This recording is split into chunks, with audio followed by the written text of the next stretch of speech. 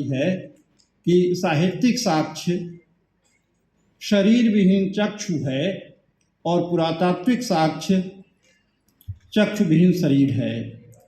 अतः किसी युग की हमें तथ्यात्मक व्याख्या करनी है तो उस युग के पुरातात्विक साक्ष्य रूपिक भौतिक शरीर की उस काल के समसामयिक साहित्य रूपी आंख से देखकर व्याख्या करनी होगी। इनको 3-4 सूत्रों के माध्यम से संक्षेप में मैं आप लोगों के सामने चर्चा करना चाहूँगा। मैंने कहा कि हम आज साहित्य को इतिहास होता देख रहे हैं और वह पुरातात्विक साक्ष्यों के समागम का सुफल है। यह साहित्य ही तो है जिसमें हम बौद्ध परंपरा के लंका तक पहुंच जाने की बात करते हैं और 1994 के आसपास लंकन गवर्नमेंट और ब्रिटिश गवर्नमेंट के संयुक्त तत्वावधान में अनुराधपुर का जो उत्खनन हुआ उससे इस बात की सार्थकता प्रमाणित हो गई। महाभारत और पौराणिक साहित्य साक्ष्य ही तो हैं जिसमें द्वारका नगरी और उसको जो है कृष्ण के समय बलराम और इत्यादि के दुष्कृत्य के कारण विलीन हो जाने की बात की जाती है। यशा राव महोदय ने सामुद्रिक पुरातात्विक उत्खनन के माध्यम से 1980 के दशक में ये सिद्ध कर दिखाया कि द्वारका वो और कोई नहीं बल्कि यही द्वारका है जहाँ द्वारकाधीश मंदिर की स्थापना है। और उन्होंने उसके लिए जो है सामुद्रिक पुरातात्विक उत्खनन से मिले एक धातु कलश को प्रस्तुत कर दिया जिस पर महः प्रयाजस, जिसे प्रोफेसर विश्वम्भर शरण पाठक पढ़ते हैं और स्वयं उन्होंने पढ़ा। महः कच्छ 100 पा 7 अक्षर हैं जो उत्तर हड़प्पन का प्रतिनिधित्व करते हैं, 1 अक्षर खरोष्ठी का, 3 अक्षर ब्राह्मी का और 1 अर्मेयिक का।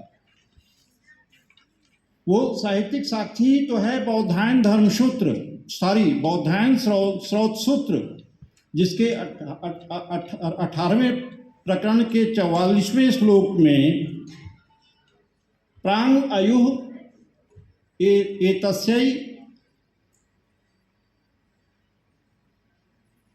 कुरु पांचाला काशी विदेहा एतस्मै आवयम और प्रत्यांग अमावसुस्त तस्य गांधार्यस परसो अरट्टा एतस्मै अमावस्यम। इसका अर्थ है कि पूर्व की 2 संतानें थीं, एक पूर्व की ओर गई, पूर्व पांचाल होते हुए काशी और विदेह पहुंची और उससे भी पूर्व में आगे बढ़ती हुई गई, वो आयव कहलाएं। और दूसरी संतान अमावस थी, वो और उसके वंशज पश्चिम में गए और पर्सिया टर्की तक पहुँचे और वो अमावस नाम से जाने लगे। यह साहित्यिक साक्ष्य में बौद्धायन स्रोत सूत्र में उल्लेख है और पुरातात्विक साक्ष्य से भी इसकी पुष्टि होती है, जिसमें जो है बीएमसी, जिसे हम जो है कहते हैं कि पूरा का पूरा मार्जियाना का पुरातात्विक समूह है, वहाँ वैसे साक्ष्य हमें मिलते हैं। बैक्टिया मार्जियाना पुरातात्विक समूह, वहाँ के जो पुरातात्विक साक्ष्य मिले हैं वो सारे के सारे पुरातात्विक साक्ष्य भारतीय परंपरा, ऋग्वैदिक परंपरा का प्रतिनिधित्व करते हैं। चाहे वो समी और जो है पीपल के पत्ती लगी हुई एक टहनी हो जो पुंसवन सूत्र का आभास दिलाती है, या अन्य संदर्भ हैं। और इससे हम पुरातात्विक साक्ष्यों और साहित्यिक साक्ष्यों के माध्यम से इतिहास को, साहित्य को इतिहास होता देखते हैं। अतः ऐसी स्थिति में इन्हीं सब का परिणाम है कि आज यह अवधारणा खंडित हो गई कि आर्य भारत के बाहर से आए, बल्कि हम यह कहने की स्थिति में हैं पुरजोर शब्दों में कि हड़प्पन सभ्यता में जो भौतिक अवशेष हैं वो और कुछ नहीं, ऋग्वेद में वर्णित विचारों, आध्यात्म चिंतन का वे प्रतिबिंब प्रस्तुत करते हैं। अब इसके लिए आज आवश्यकता है कि हम स्रोतों का गहन अवगाहन करें। पुरातात्विक और साहित्यिक साक्ष्यों का समन्वित अध्ययन करके अपनी परंपरा को देखने की चेष्टा करें।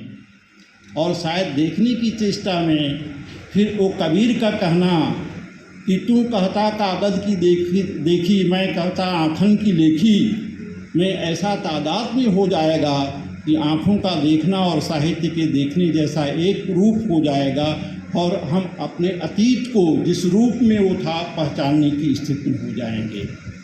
इसके लिए आवश्यकता ये है, मैंने अभी निवेदन किया जो है डॉक्टर बालमुकुंद पांडे जी से कि स्रोतों पर जो है वर्कशॉप कार्यशाला स्थल पर आयोजित की जाए, न केवल संस्कृत स्रोतों पर, पाली प्राकृत पर, साथ ही मौखिक स्रोतों पर, पर्शियन पर और देशज स्रोतों पर, ताकि हम उसके अध्ययन की और उससे ऐतिहासिक गवेषणा करने की तकनीक समझ सकें।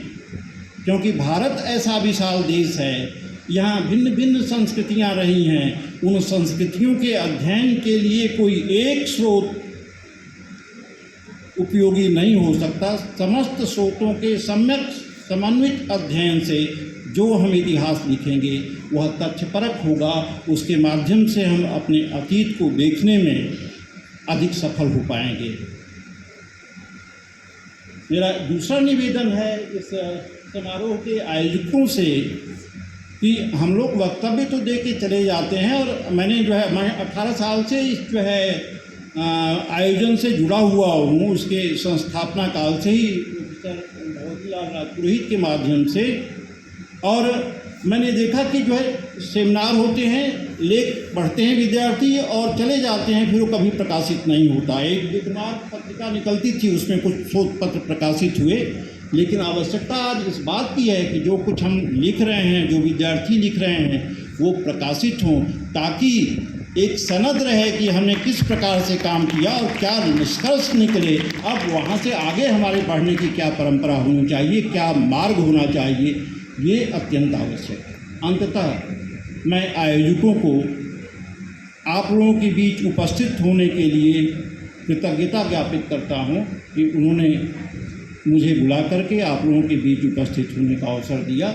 और उतनी ही कृतज्ञता आपके प्रति भी मैं ज्ञापित करता हूँ कि आप लोगों ने धैर्यपूर्वक मेरी वाणी को सुना। बहुत बहुत धन्यवाद।